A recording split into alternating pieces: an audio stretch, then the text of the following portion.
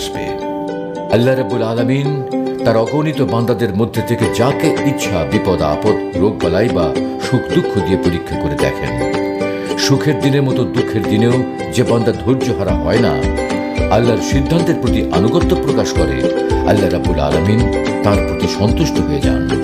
পক্ষান্তরে সামান্য বিপদ আপদ বা রোগ বালাই দেখলেই যারা আল্লাহর প্রতি ক্ষোভ প্রকাশ করে, আল্লাহ রাব্বুল আলামিন তাদের প্রতি অসন্তুষ্ট হন।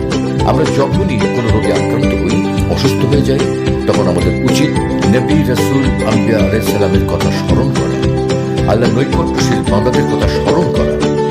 দীর্ঘদিন ধরে নানা রকমের দুরারোগ্য রোগে আক্রান্ত থেকেও তারা কখন ধৈর্য হারা হয়ে যাননি, আল্লাহর প্রতি ক্ষোভ দেখাননি, বরং সুস্থতার দিনে সুখের দিনে যেমন আল্লাহর শুকরিয়া আদায় করেছেন, তেমনি এই বিপদের দিনেও আল্লাহর সিদ্ধান্তের প্রতি আনুগত্য প্রকাশ করেছেন।